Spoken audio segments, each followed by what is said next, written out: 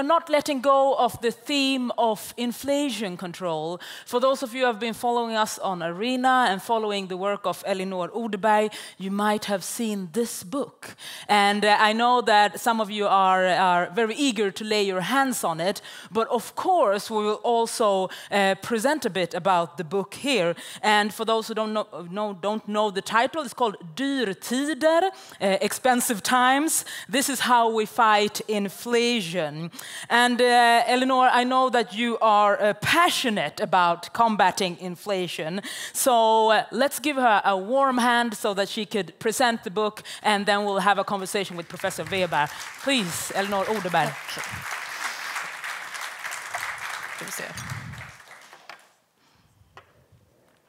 And thank you so much, Isabella, also for staying on to listen to this. Yes, so how expensive will it get? I think this is a question we have all been asking ourselves this past year in the store, or when we pay our electricity bills, or at a restaurant, you name it. And many of you here are familiar with the basket of goods, how we measure inflation. You have CPI inflation with fluid interest rates, and you have CPI inflation with fixed interest rates, and this is what the Riksbank is looking at, and what we have call core inflation, where you deduct the price of electricity or gas, as these tend to be more volatile than other prices. And this inflation basket is supposed to represent the average consumption of the average person, but this of course differs between socioeconomic groups and countries, as Orsetta and others have been mentioning in the morning panel. And I thought I'd actually highlight just a few differences in the weights that are given in the inflation basket, because it tells us something about the state as an actor in containing inflation, and also about the welfare ambitions of the state. As you can see, this is the basket in Germany, Sweden, and the US. And see if the pen, well, okay, on the top here you have the housing. And that is given more weight, for example, in the American basket. Recreation and culture is given more weight in the German and in the Swedish basket than in the American one. And this could actually be a sign of progress, right? That there's actually more room for the typical Swede and typical German for that type of spending. But most notable differences are, of course, the weight that is given to education and health, which is considered to be a public good in a much more broad sense in the German and in the Swedish context than in the American one. And this is something that we should remember, I think, that the way we have handled inflation is price caps, pricing policies are one way, but we have also said, okay, actually these are public goods, like education, benefits everyone, we want everyone to have access to it, so let's finance it collectively. And maybe we should ask ourselves that in more areas, for instance, energy. I think few Swedes here would support the privatization of water, yet we have, when it comes to electricity, and as Filippa highlighted earlier today, we have to have incentives for efficiency, of course, but there are very clear losers and winners to market pricing. So we just, as a welfare state, we should keep this in mind when we talk about inflation. So what has really driven inflation in the past? In one word, wars. This is the Swedish inflation rate from the beginning of the 20th century until today. And you can see World War I, you had a huge surge in prices. World War II was a huge surge. The Korea War in the 50s, the oil crisis in the 70s, and now, of course, Russia's unlawful invasion of Ukraine. And this tends to sort of create supply shocks and a different consummation behavior, of course. And I would also like to highlight this sort of period from the beginning of the 90s. We've had experienced a sort of low inflation rate and stable inflation rate. And some contribute that to central bank policy or independence. I would rather contribute it to the fact that we haven't been engaging or been part of a war economy. In the Swedish case, of course, collective wage bargaining is also a very important factor in understanding this previously stable inflation rate. 7 out of 10 Swedish workers are members of a union, 9 out of 10 Swedish workers are covered by a collective bargaining agreement, and this also means that there's a lag in time. Higher prices or profits locally do not immediately translate into higher wages. And it's important to note that wages have not been a part of the search for this previous inflation episode that we have experienced. And this centralized wage bargaining system also means that the price of workers are predictable, which helps employers keep prices stable. But now we have experienced basically a decade of real wage growth loss due to the high inflation last year. But as workers have compromised and accepted this real wage decline, companies have seized the opportunity. This data is from IMF, and it sort of shows inflation decomposed, and we can really see that the surge in inflation, in particular these last 6 months in the euro area, has consisted mostly of profits. So not taxes, not wages, not import prices, but profits. And we have sort of lost this very basic insight that it's actually companies and not consumers that set prices. And this seller's inflation, as Isabella described it, where a sudden shock or cost increase can induce inflation, can also be understood in the terms of rockets and feathers. When the costs increase, companies are very fast as a rocket to increase their prices. When their costs decline, not so much. We can look at the private banks, for example. Now, as the interest rate has gone up, they have been very quick at raising their rates on loans, but on savings, they have not raised at all in the same pace. And if we're going to be effective in policy, we need to be aware that this is how the market operates, right? And I thought would dismantle this into a package of Swedish milk. Last year, a typical 1.5 liter of mellanmjölk, milk, went from about 15 crowns to 20 crowns, a 30% price hike. And who do you think benefited the most from this price hike? Do you think it was the farmers? The supermarket chains? Yeah. In fact, out of these 5 crowns, about 12 öre, 0.12 crowns, went to the producers. 4.3 crowns went into the supermarket chains. So they are the clear winners of the hike in milk. I also saw yesterday that there was it was rabatt rea on milk, and they were back at 16. So, yeah, circle closed, sort of. And when you look at this picture as a farmer, where you see that your price has gone from 28% of the milk price last year to 22% this year, what will be your conclusion? I want my percentage back, right? I want to get back to 28%. So when the producers in the next negotiation want better pay, and the supermarket chain at the same time want to keep their margins, the consequence will be higher costs, of course, for us as consumers. Riksbanken. Why? And this is sort of why I also wanted to write this book, because it's feeling in the stomach that there's something that's just not making sense here. Why do we think that we should fight this phenomenon that essentially makes us poorer, inflation, by making ourselves even more poor through raising the interest rate hikes?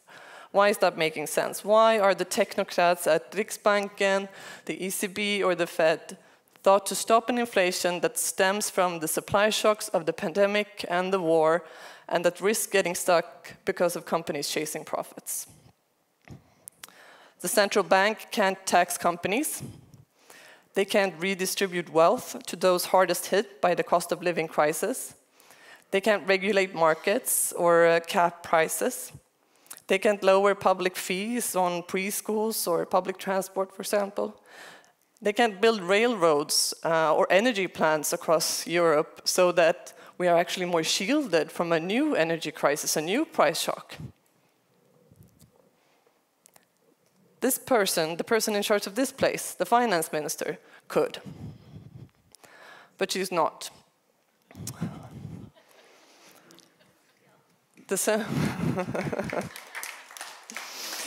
And the central bank can also make it harder to make those necessary investments and reforms through essentially raising the interest rate hikes, which is halting investment, employment, and growth.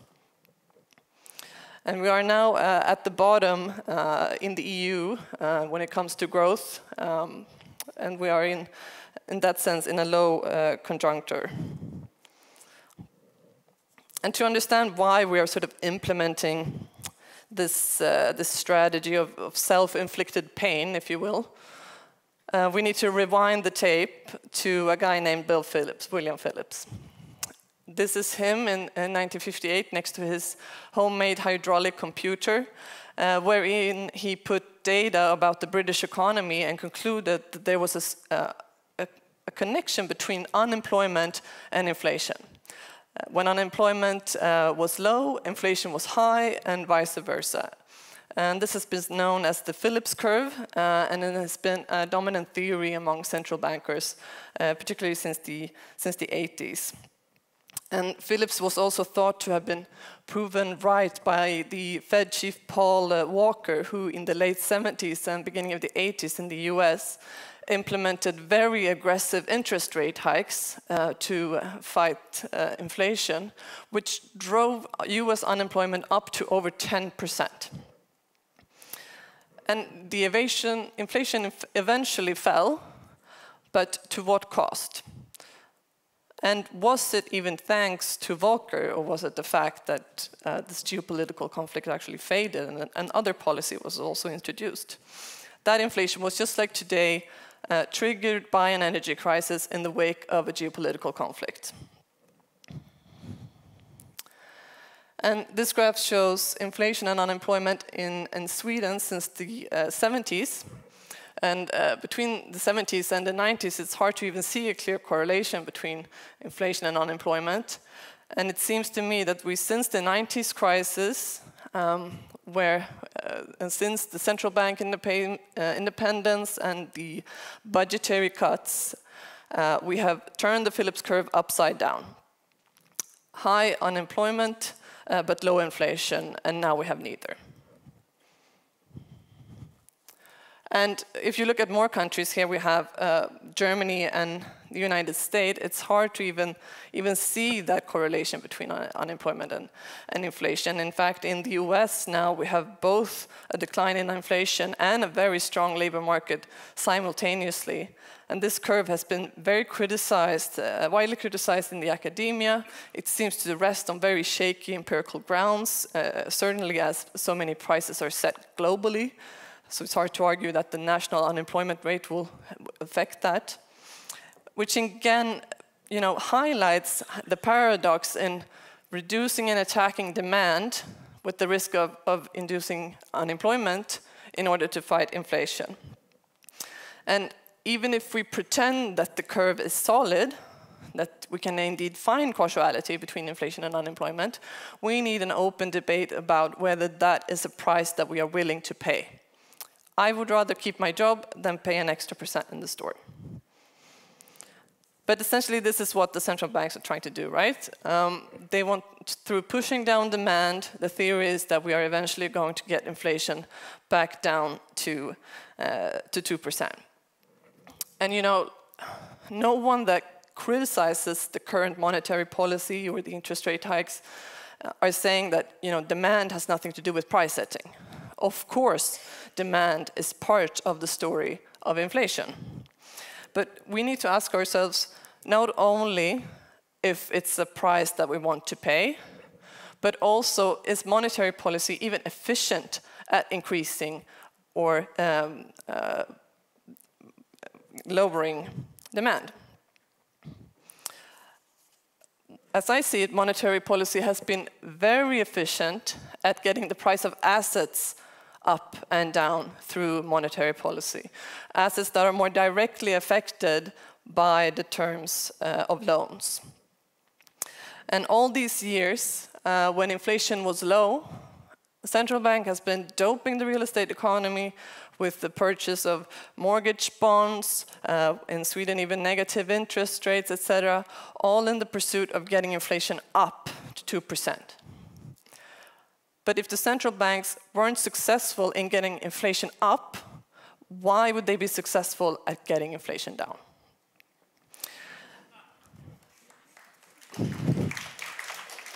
And now inflation is high and central banks, you know, they're doing the opposite. And yes, indeed, we're seeing a decline in housing prices. The real estate market is shaking with the risk of financial instability as well. And this is also, I think, a part of the story of why our currency is low at the moment.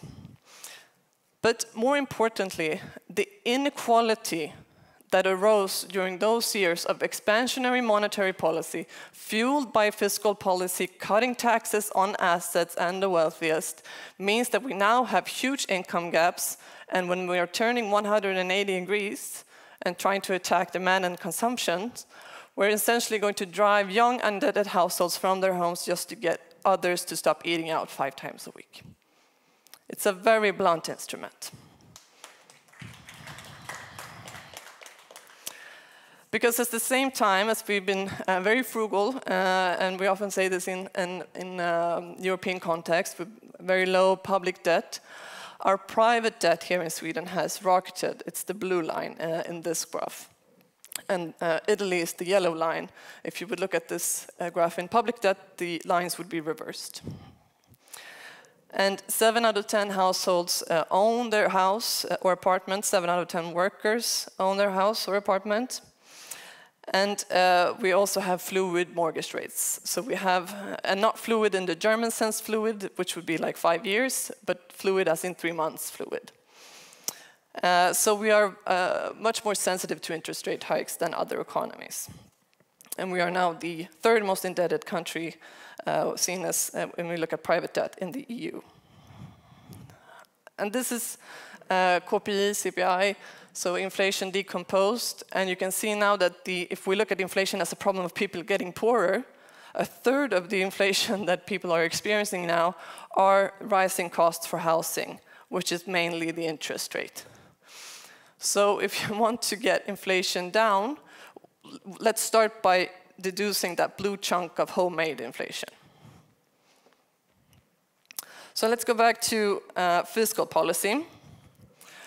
When I worked at the Ministry for Finance, I remember like thinking out loud one time, and I said, oh, but if the point is to reduce demand, wouldn't tax policy be better than interest rates? The tax policy can be progressive, right, in contrast to the interest rate.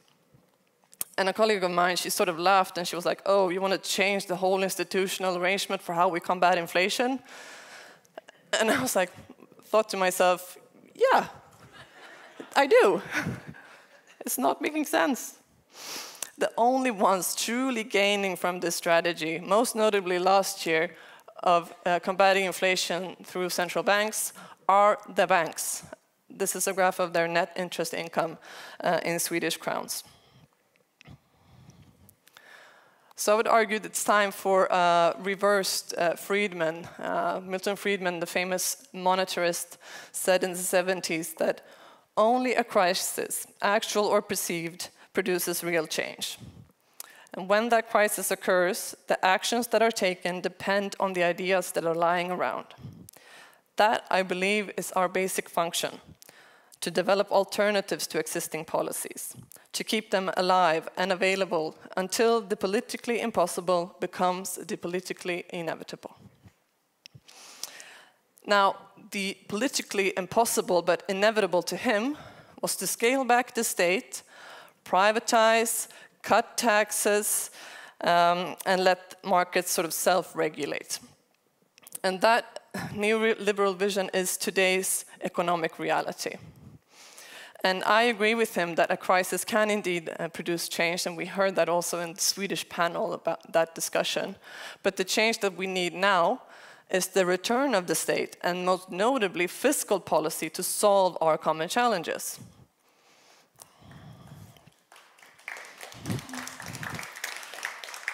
And I would argue that the central banks need to start being part of the solution rather than the problem. And I think that we as voters deserve a say also in these complex value conflicts that constitutes counter-inflationary measures. And inflation is one target, but it's not the only one. We have the climate crisis, we have the housing, we have unemployment, we have other factors that we all need to be taken into account. And this is complex material. And I think that is why we should start the discussion on democratization central banking. I was actually very stunned when I worked at the ministry when I realized that there is no dialogue whatsoever on the topic that is on top of every voter's minds, the price surge, between the central bank and the Ministry for Finance. No dialogue. Because that is how their independence and the instruction ban, as of currently, is interpreted. So we should at least start this conversation, because otherwise these institutions could even be contradicting each other.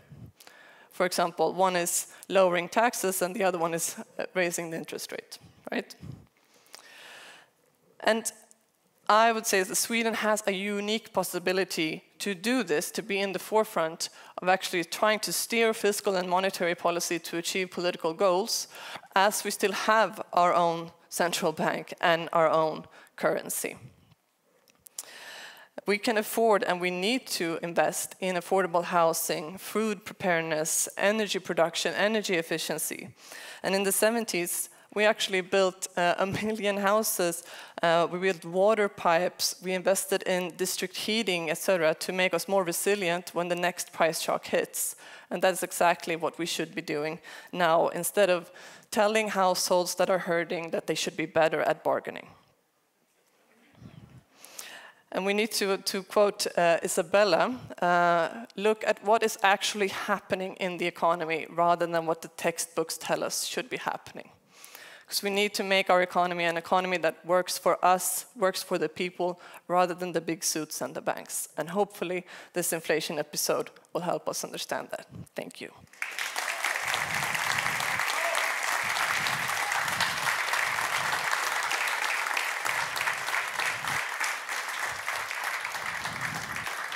Wow, I've never seen anyone get spontaneous applause to this type of graph. Inflation. Yeah, but firstly, I would like to invite Professor Isabella Weber to comment on Elinor's presentation. What are your thoughts on this?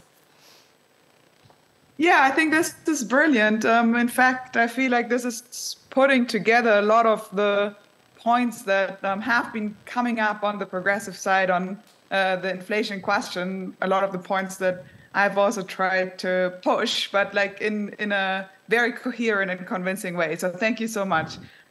If I may, I would share some thoughts. Please. Yeah, so first of all, I think it's really interesting to link inflation to war. And one of the things that popped up to my eye when I was looking at your chart is that if you compare the First World War with the Second World War, Sweden actually, just like the United States, fared much, much better in the Second World War than they did in the First World War. And if I'm not mistaken, that is also the period of the beginning of the great Swedish macroeconomic thinkers of Myrdal, Lundahl, and so on. So this is the beginning of really Sweden becoming, on my mind, the pioneer of macroeconomic management in a real world kind of sense. So I think it would be very interesting to learn more about what actually Swedish history might have to tell us, and to go back to Sweden actually being a pioneer of a social democratic way of managing the economy. Maybe there's something to be continued into the future from that by now rather distant past. I wanted to pick up on the theme of self-inflicted harm, inflicted harm, who is winning, who is losing. And as I was listening to you, I was actually thinking, like, is it really right to say that this is a self-inflicted harm, or isn't this actually a harm that is inflicted by some institutions on the majority of people, and these institutions actually represent certain interest groups more than others? And I don't think we need to be conspiracy theorists to see that technocratic elite institutions like central banks might be closer to other bankers than they might be to workers that clean the street or something like this. So I think there is a question of who is actually being represented by the central banks, which you get to when you call for the democratization of central banks, right? Like, how can these central banks actually represent the interests of the majority as opposed to representing the interests of some specific elites? And I just want to stress again the point that you made, and that I think is incredibly important, that I've also started to try to make, but I think hasn't quite caught on yet, is that in some sense, the ways in which we are today trying to fight inflation is a mirror image of the ways in which we try to fight disinflation or too low inflation, right? So back then, if we hadn't pumped all that money into asset bubbles, into inflated housing prices, into, inflated prices for all sorts of absurd assets like cryptocurrency and so on, right? If we hadn't relied on pure monetary policy to push interest rates ever lower and have that money flow into the most absurd kind of speculative type of assets, but instead had used fiscal policy to actually tackle climate change, to actually build up renewable energy systems, to actually improve public transport. Maybe that's not as much of a concern in Sweden, but in the part of the world where I'm living, for example, it certainly is a huge concern. If we would have invested in public welfare, in things that actually end up making our economies more resilient to the kind of shocks that we are experiencing now, that would have probably been a more effective way of fighting disinflation, because if you actually spent the money on things that are then being built, we can be pretty sure that some of these things will become more expensive, so we will get a bit of an inflationary uptick instead of just getting an increase in prices of cryptocurrency and the like. So I think this is a really, really important point. One point that I also wanted to make is in relationship to the 1970s. There has been a paper that came out from the IMF that did a comparison of the 1970s and today's inflation for the Eurozone. And what they found is that in the 1970s, workers have actually been the ones who were in a better position to protect their real incomes against the cost shocks that came from energy, that came from food, and so on. So that also in many ways came from the commodity markets. But it's back then, workers have been in a much, much stronger position to protect the wages against these shocks. Whereas what we are experiencing today is that the corporate sector is as well positioned as they might never have been to protect their real incomes against these shocks, and in fact even enhance their real incomes in response to these shocks. So that it's not, I agree with the rereading of the 1970s, but I think we also have to keep in mind that we actually have a situation where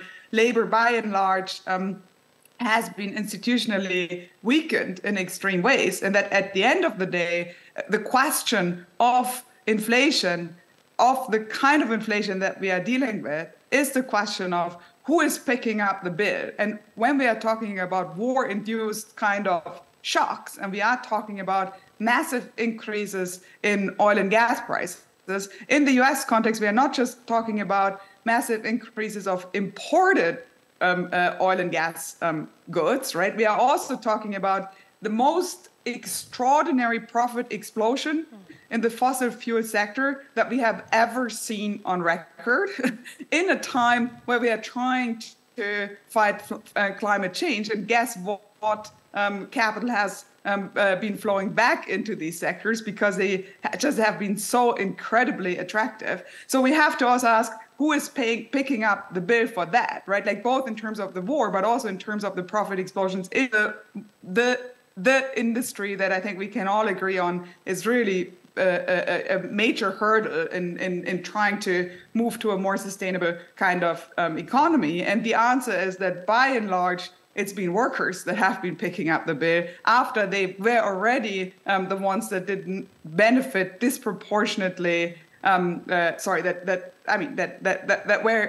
were benefiting less from the quantitative easing period, to the point that Piketty's analysis of inequality became a bestseller and mainstream celebrated kind of rock star contribution, right? So all of this is just to say congratulations on a fantastic book, and congratulations on a very, very concise way of bringing together a lot of these incredibly important themes. Thank you so much, Professor Weber, for your comment. And of course, thank you very much, Elinor Odeberg.